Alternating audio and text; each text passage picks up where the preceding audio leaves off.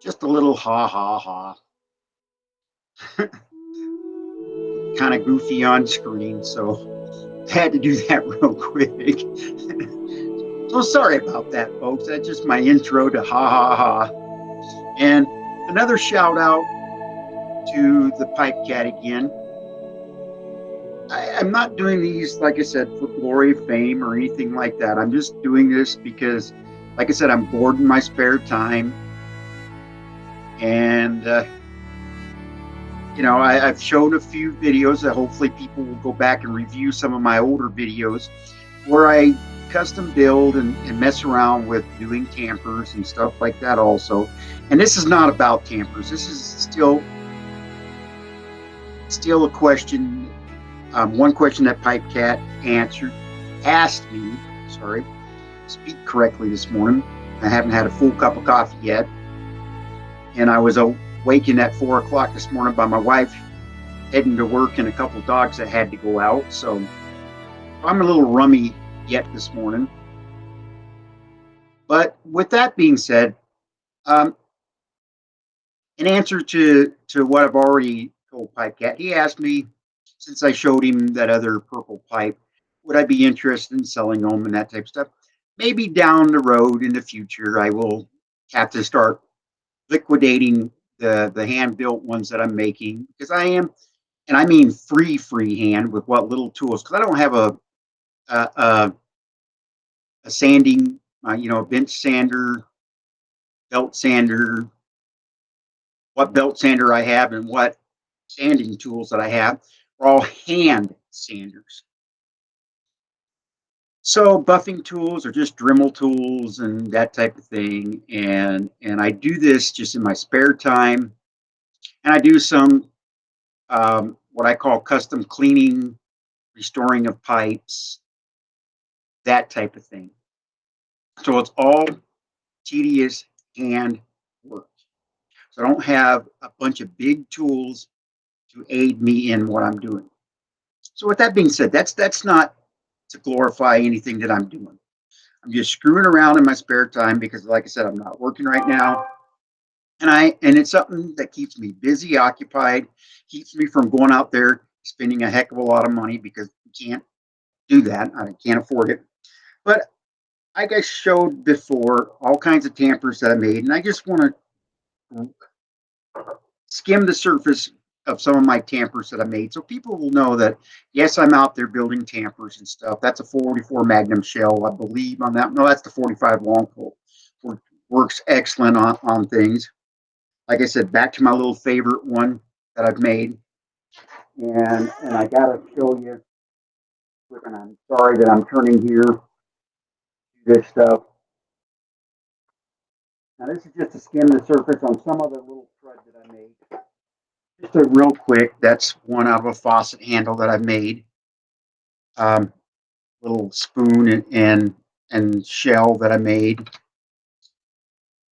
Willow 4570 shell, just quickly.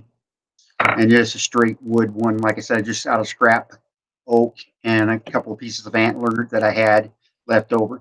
And that's what I'm getting at. The deer horn ones in my, well, I got this one sitting on my desk. I leave that there just in case. That's a 4570 shell again. And this is all just to show you folks that I do this stuff in my spare time. So that it's just to keep me occupied. It's not. And then I'm going to show you this one because what I'm going to show you and what the video is truthfully about, this little twig, as we want to say, willow tree transition in a transition on the end of it there. I built this one for a particular purpose. I got that carnauba really well on the end and then carnauba on top of it, but the carnauba on top here on the top of the stem is not very noticeable because it's been handled a lot. And I'm just showing you that that's green. It's hard to see that, but there you go. It's green there. That's built for a certain purpose. But that's not what all this is about. It's not to glorify. That's just a quick run through of some of my tampers. So I'm just screwing around at my house, trying to stay busy, trying to stay home, trying to not spend any money. I spent so much um, designing, trying to design. I got to do it all again. my cellar, my tobacco cellar, because I don't have shelving and stuff to do all this with. So I'm trying to, on a budget, find either used or something inexpensive that's made out of real wood, we want to say. Because you get all this particle board, um, pressed wood, fake, with that, what I call kitchen contact paper type, fake on the outside of them, that I will not put in here. I am a wood fanatic. I like my oaks. I like my mahoganies, stuff that's real true hardwood. And if it's made out of pine, which is pure 100% pine and finished out correctly, that's fine too, as long as it's been hardened.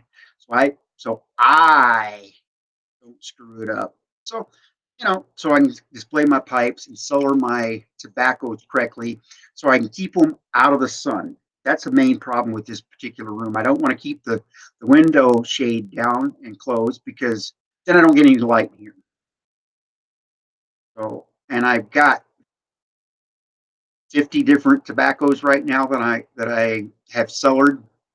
I got up to 1 pound on some of them that's just the only way they came. So I bought them that way, and come to find out that some of them were a crossover from cigarette tobacco to pipe tobacco, blah blah blah blah blah. So I got stuck with some of them, and I'm not going to get rid of them. I'm just going to use them, probably moisten them up really really well with some flavoring, mix them with something else, and just get rid of them that way. But with all of that being said, Pipecat, to you, you and I have developed a good relationship that I can tell of so far. The short time that I've been on this YouTube thing, you have been a blessing to me.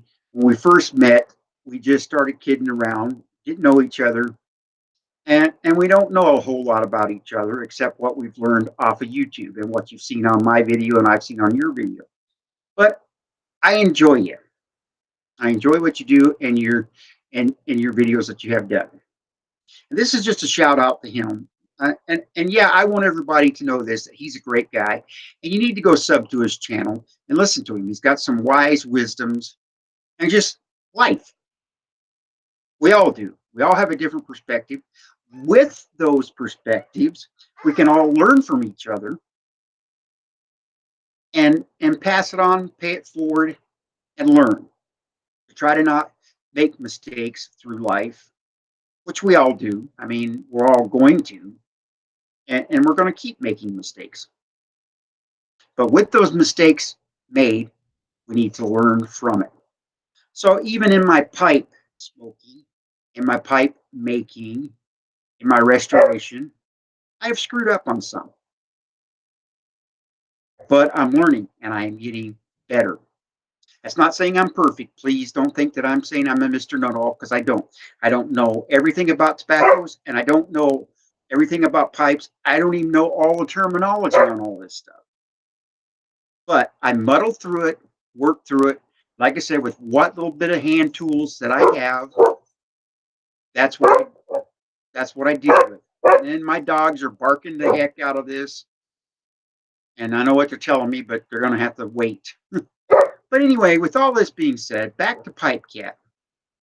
I appreciate him. Come to find out, I start watching these videos and watching people and learning, like I said, learning from you folks, and I'm very appreciative of that.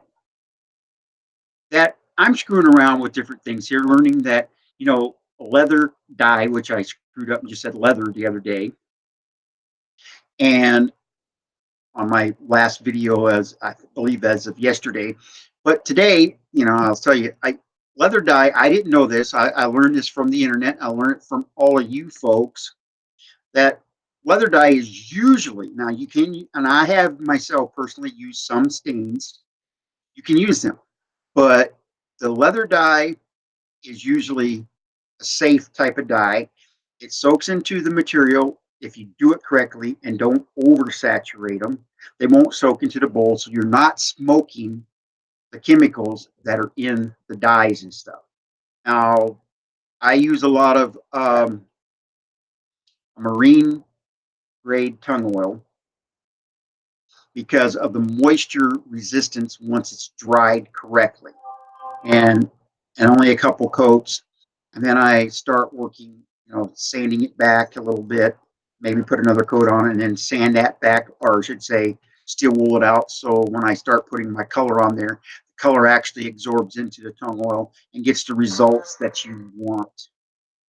Okay, with all that being said, that's not here again glorifying myself or saying that I know anything. It's just a little, from my woodworking days, because I've done a major amount of woodworking stuff. I don't have a lathe. I surely wished I did.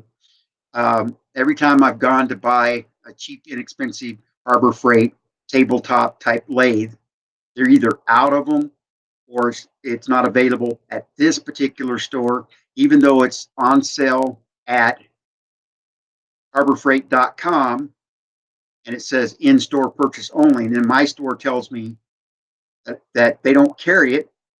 It's an online deal, and yet I can't have them order it in for me and get it for that price that they blah blah blah blah blah blah. So frustrations, a few things. I don't have the proper sander buffing tools, so I have to use Dremel tools and hand drills and all that stuff. So it's tedious for me to do all this stuff. Big deal. I don't care. It keeps me busy. I can do what I need to do. When I do get to order a pipe online from eBay or whoever that are selling estate pipes and they haven't cleaned them up, haven't reamed them out, haven't did the salt and what I call wood grain or grain alcohol, good old Kentucky moonshine, whatever you want to call it. After that's I just do it all by hand when I get them in, and then I will resurface them if I need to, do the tops on them, clean them up. Like I said, get the ghosting out of them because that's what the grain alcohol is for. And I don't use a lot of rock salt or sea salt or kosher salt, even table salt. I don't use a lot of that unless it's so stinking strong that somebody's just cooked the crap out of it. And I'm sorry to use that word, cooked the whatever out of it to the point where it's so ghosted with flavor you almost rather throw it away than try to save it. But I've saved a lot of pipes that way, and I've learned. Like I said, in the few months to a couple years before I even started posting on YouTube, I've learned a lot.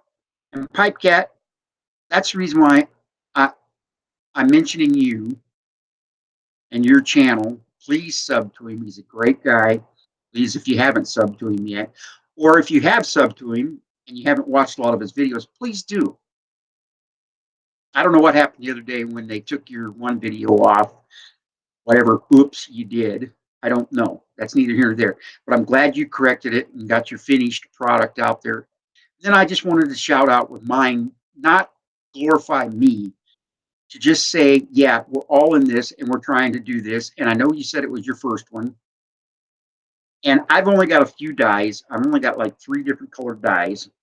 I need to get down to my local a local leather shop again that sells a lot of stuff to go along with your leather dyes and stuff.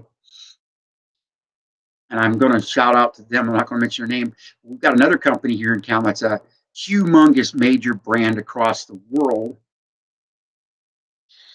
And it starts with a T, and I won't go into that further on the leather side of it. But this other shop is an independent brick and mortar shop that sells amazing amount of leathers to all the custom leather holster, saddle makers, and all that stuff, hat makers, you name it here in my little town of Billings, Montana. I'm going to say that. Anyway, with that being said, those they sell, surprisingly enough, the leather dyes a whole lot cheaper than the other company does. So I sneak over there when I can, and I've only bought 3 dyes, so I need to get over there and get, believe it or not, I need to squeeze some money out and get 5 or 6, 8 more different colors. So I have them here on hand. The first ones that I bought were what I thought I would use a lot. mahogany and a natural buckskin is what they call it, which is that real light natural color. And that works out great for a lot of my pipes. So the mahogany, if I put 2 or 3 coats on, let them soak in, dry really good, and you get that dark color. But purple is one of them that I bought thinking, cool, I'll just make it, you know. And I do use it, but I don't use it a lot because I haven't did a lot of customs yet. But it was just a whim. Yeah, I want green, I want red, I want yellow, I want pink, I want brown, I want black, I want, you name it. There's a lot of colors out there. I want the zombie green because I am going to make a zombie green pipe here soon, hopefully, because I love that or goblin green or whatever they call those, Frankenstein green. I just dragon green. I love that green, but never I should have bought it first because I am so much infatuated with that green. I love it. But let's get off this rambling here. Back to where I was so I can get off here quickly for you folks. Back to Pipecat. Love you, man. Yeah, you're a nut. I'm a nut. We're on the same wavelength. That's the reason why I think we hit it off so well. We're just people out there just trying to survive, have fun, live our lives, and enjoy things. And that's for everybody in the YouTube land on top of what I'm talking about. But let's get to the meat of this so I can get off here for you folks and not lose you because I'm just rambling. This is what I wanted to show, mainly Pipecat and the YouTube world, that Scott at Aristocob was doing. They do it every year. They've been, I don't know how many years in a row they've been doing it, but they've been doing it for quite a while. The COBFOOLERY. And usually they have a bunch of COBFOOLERY pipe parts and materials left over, and they sell them at a really decent pricing, which is corn cobs in the first place, unless you get a custom corn cob. Missouri Meerschaum corn cob, and they sell a few other pipes, but mainly the corn cobs, obviously. They are good smokers, some of the best smokers out there. If you treat them right, and if you follow some instructions from some people. I have learned through a bazillion of you folks and from Scott and his family that how to protect your bowls inside, and I've learned how to protect the bowls outside. There is no reason why, and I'm seriously saying this, if you treat the pipe right, what I'm saying is prepping the pipe for the long haul, long journey, and it's not ghosting the pipe because corncob pipes usually don't ghost.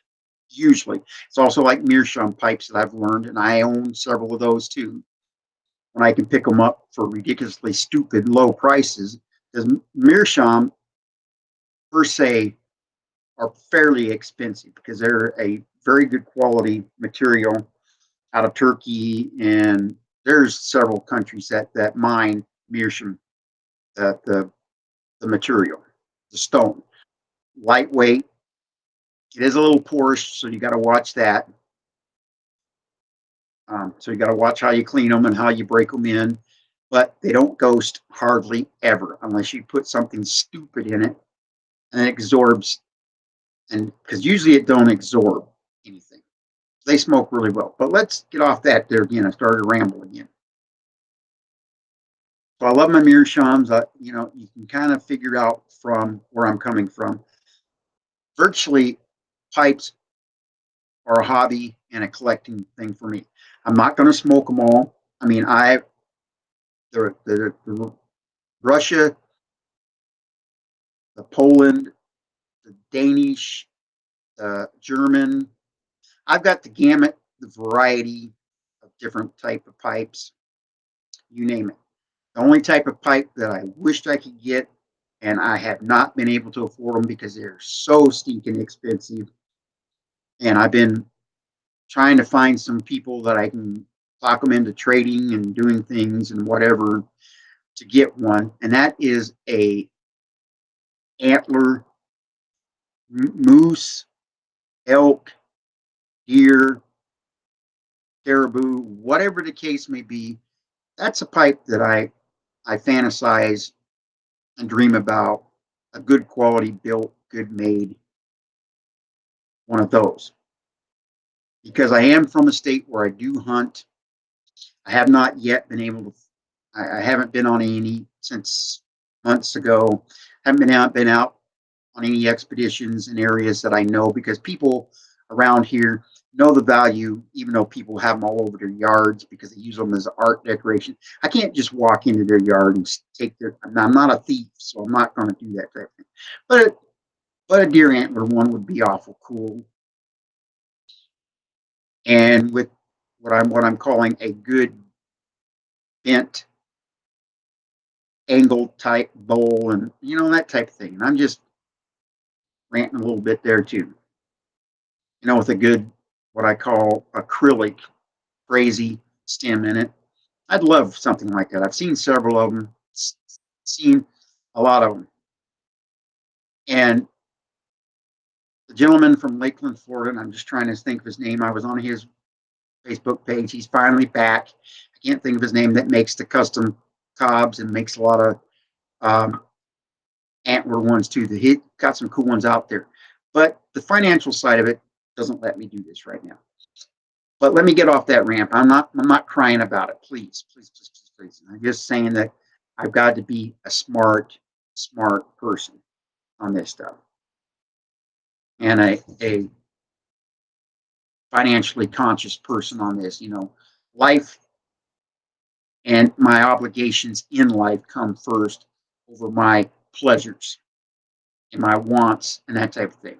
I've got, when we could afford it, I went a little bit overboard one or 2 months, and really, so I got in a lot of trouble for that through my other half. We're not going to get into that. That's another story. But let me get back to the meat of where we're at, please. I'm sorry for my rattling, and I will get off here very soon after I do this. Pipecat and the YouTube world. Here's my other, like I said, back to the COBFOOLERY. They have so many kits usually left over. Thank God I was able to get 2 of the patent, or I should say patent, MacArthur, let's say it right, MacArthur pipe kits, the big ones.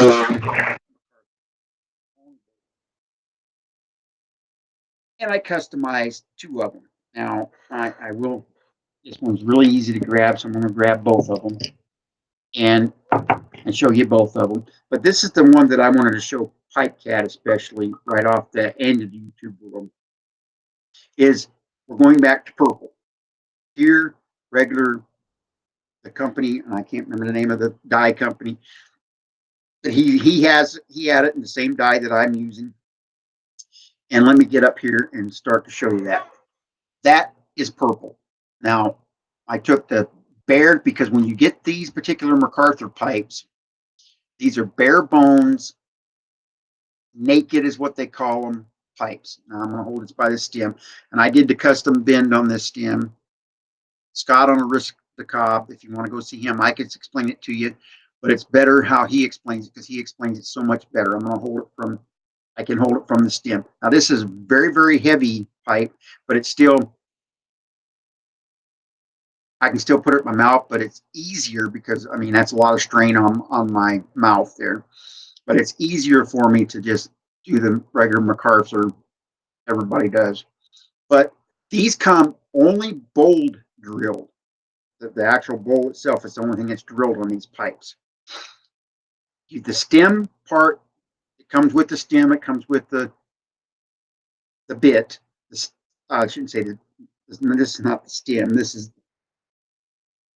please, if anybody can tell me, because my dictionary on vocabulary on pipes is terrible, and I haven't been able to download anything so I can learn and keep that on hand so I can correctly pronounce all this stuff.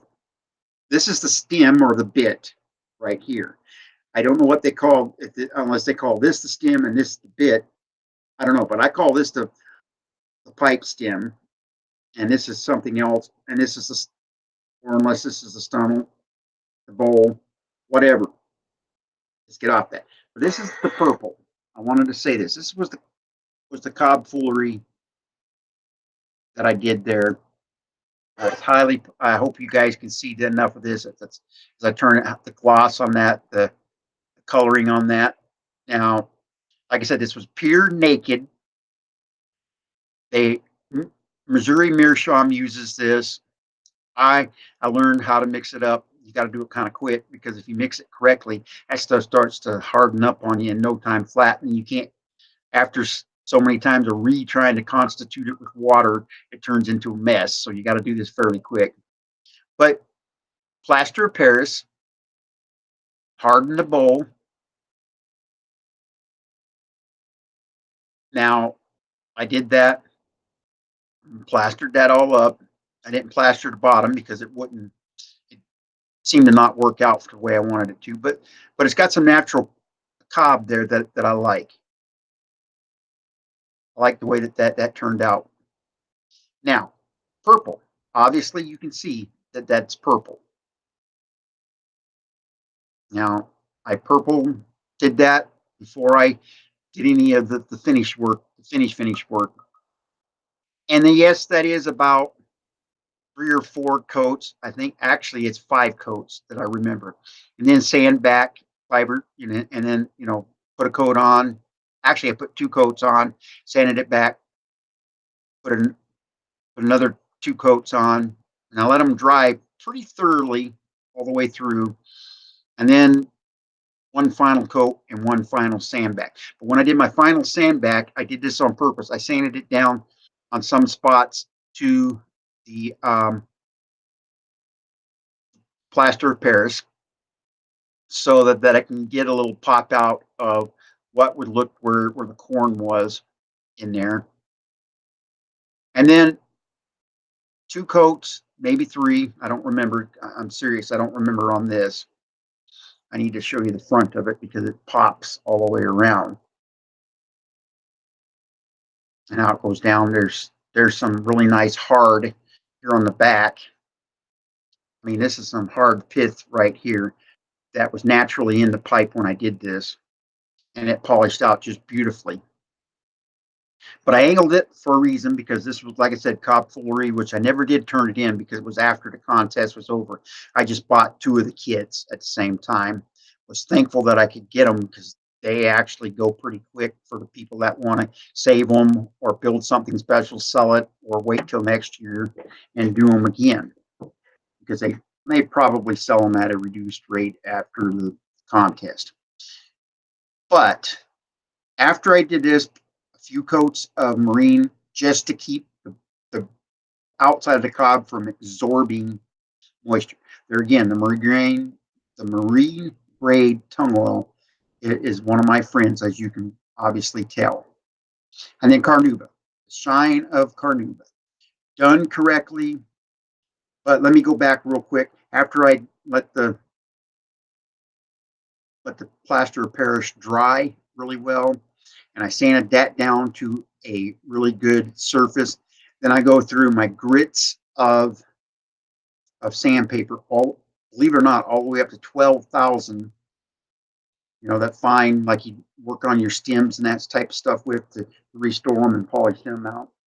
I actually did the outside of this, which gives it a good high gloss. That's an important thing before you put your marine grade on there, or you put your carnauba on there. You get that that high gloss on there as best that you can. Then it doesn't take as much marine grade to seal everything and keep the moisture from entering into the bowl, because that's a killer of any quality pipe. It is moisture more than anything. But with that being said, after I did all that and then I just crap load of, here we go again. I'm sorry if that's a word. and I apologize for that because that's my own fault, my own habit. I put a major amount of carnauba on top of this just to, and that's probably just on this one at least 4 to 6 coats of, and I don't know. I mean, I just do them so quick I didn't think about it, but I got to do this, folks. Purple, and it's like I said, this is for Pipecat, and for everybody interested. And then I got to show you this way that the Missouri Meerschaum does this too. Is that's hard. They cut it out perfectly, where you got the hard pith and everything on the outside here, where this ring is, top of your bowl.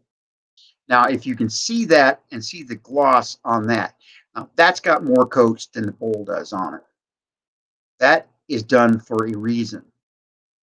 That shine that's on there. I don't know if I can get it to where you guys you see how the glare off of that. That's because of the shine. You see when I do that how that does that, and I come around. The reason why, and that's purple in the graining. I did that on purpose too. That pops the grain of where the corn used to be in there, and that's hard up here. That's extremely hard. But I highly, highly, highly overdo the carnauba, not to the point where the carnauba just won't polish out correctly, because you can go too far. But what I'm saying about that is I do that for a reason. If by chance, which you never should be able to, but by chance that you char the top of your, or burn the top of your bowl, usually with the amount of carnauba that I put on them for a reason, I even do this on some of my briars, that you just finally, with high grit or a little bit of steel wool, you can polish off the top of it, take the burn out of it, put another coat of carnauba back over it, and reseal it. And that's just for protection, because I like a clean top. I don't like it burnt or charred if all possible. Not saying it's not going to happen. It can happen, but if it does, I've got an out to save the pipe without having to tear up the pipe. But there you go, Pipecat and YouTube world. That's my other purple. You see, that's crazy purple to me, and I love it. I've already smoked this enough times that I love it. But back to this little guy here. That's what this is for, because in a earlier video that I did in my quest of starting to do YouTube, was I screwed up. I went in there to clean the bowl a little bit, and I used a special tool. I thought I was going to clean the, smooth out the bowl. I hit the pith in the bottom of the bowl, and I'm going to show you this. That's how deep that bowl is. I don't have my ruler. I do have my ruler here. I can tell you guys real quick. This is a repeat of one of my other videos, but that's okay. That is almost, well, that is a 3-inch bowl. With a 3-inch bowl like that, even though it's tapered, and I know you're not going to be able to see that very well. I guess you can if I just move this out of the way so you can see that. Okay, that's a 3-inch bowl, right at 3 inches. Packed correctly, not over tight, just enough where you can get, if you pack it correctly, where you can get plenty of draw through here, so your tobacco keeps burning and not so tight that you can't keep it lit. That's the main thing. If you overpack them, you can't keep them lit. And once you do get them lit, then it takes you forever to get it smoked, because it's a pain in the ass, as we all know. And here again, I'm trying to control my profanity, and I know that isn't a profane word if you use it in the right text. But anyway, sorry about that. But what I'm getting at is that this can be a 2 or 3 hour bowl packed correctly. And to me, I can't sit here and smoke that long without having a wife blow her cork, because she loves tobacco smell. She loves tobacco pipe smoke smell. But after it permeates a room, and if I don't sanitize, I got some spray, some ozone spray, and different things that work really well. And I'm going to say this real quick. If you have a problem with that and if you do smoke in the house, I'm not supposed to be smoking in the house at all. So, so when I do, I have to hide it. I'm not saying that in a good way or a bad way. I'm just saying I try to please her on that, because, a happy wife is a happy household. And that's being nice, because I'm not complaining, because we have one of the best relationships on earth. I'm dirt and she's water, and together we make mud. That's just a joke. So, but anyway, so I don't, I use, they make, Wally World sells it, and it's through their great value. I'm going to say that. I'm not promoting and anything of that particular company, because fortunately my wife works there and that keeps us going. But they make a pet odor for your time sprayers that you set up and put the can in there and it sprays every so many minutes, however you set it up.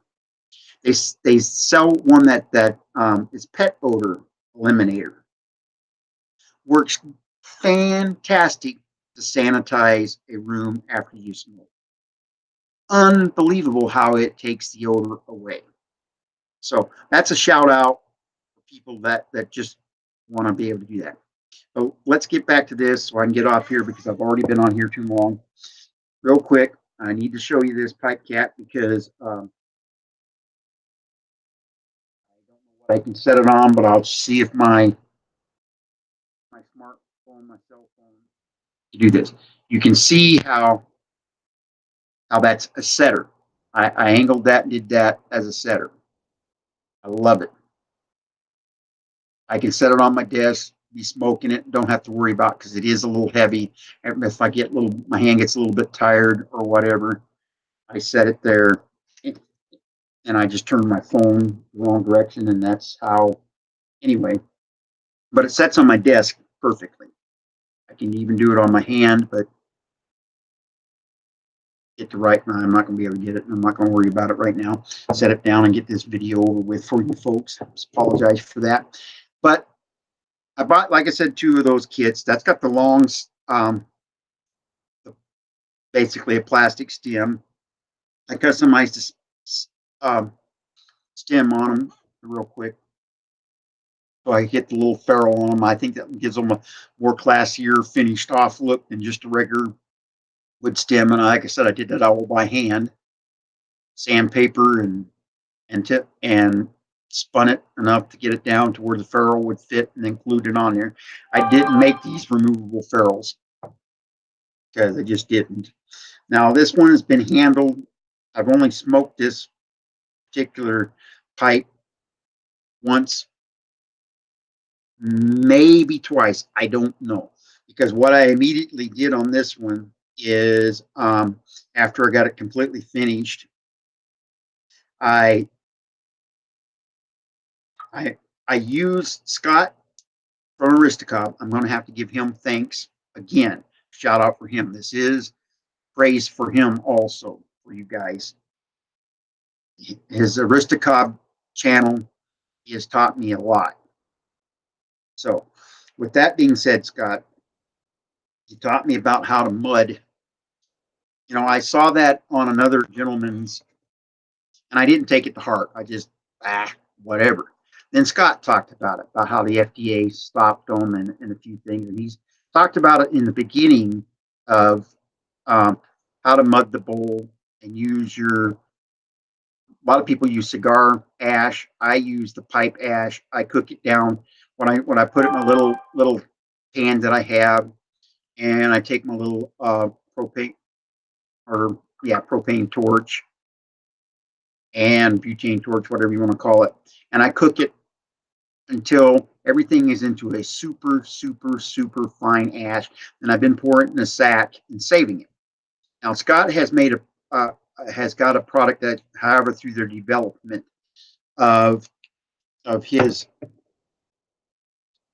and they sell a pipe mud that's FDA approved. Thank God, because it is what they say, consumable, um, human. It's not something that's going to affect people's health other than smoking the tobacco. The reason why I'm saying that is because it's my pipes, my pipes. Um, I know what I smoke in these pipes. I'm not smoking any wacky tobacco because I do not believe, and you here again, it's back to what I was saying before. I don't smoke any of the hemp, marijuana, crack, whatever you want, any of that stuff. I don't believe in it, so I just don't cotton to that stuff. I don't even cotton to it on the medical side of it. I'm sorry. I don't green card people. I'm not screaming and hollering at you and all the hype out there of everybody that smokes it recreational in the states that they allow to smoke it if they want. I don't get into that. Mainly because I love my freedom of being able to own firearms and that type of stuff. Once you get a green card, marijuana card, that in 99% of all states, I don't know of any state in the union, so that's probably 100% of everybody, that once you get that green card, you're banned from owning firearms. Okay. The only type of firearm that most of them can own is black powder, which the ATF says that's not a firearm. So, big deal. If it can shoot a projectile that can kill, it's a firearm to me. But neither here nor there. Back to this here again, rambling again. Here's my other MacArthur. Just to let you know, it's kind of dull. I need to polish it out, maybe put another coat. I don't think I gotta have as much Carnauba on this one. I think I'm polish it back a little bit of steel wool and then put another coat of Carnauba on. But that's what I'm saying. I did a different bit. I'll put them up here as comparison so you guys can both see back enough to see what I'm talking about there. I did a traditional. The only thing I did differently on it is put the small stem bit, whatever, on it. But I did highly polish out the top again, like I said. Now that got a really good high. I know it's hard to see, but a really high polish on it also. So if I do burn it, I can just sand it back just a little, or steel wool it back just a little bit, and then there we go again. So, and that's a traditional. I just did that one. The only thing I did differently on it is the stem. But there we go, people. I know it's another rant, raving. I should have been off here a long time ago. But Pipecat, thank you. I thank the YouTube community for what I like I always said, and other people have been saying it. You inspire me. You keep me going every day. This community that's what we're out here for. We're not out here to show off, even though I did show off some today. We're just doing it to pass on that we're capable of things. We pass on information. We we try to get each other through life. Our yabos, or yabos, as some say, our tobacco reviews. We learn from all this. I subscribe across the world to I've got over 1,000 subscriptions. I don't get to watch everybody's video. I have them, they automatically pop up on here, but it's amazing what I have learned. I still don't know everything.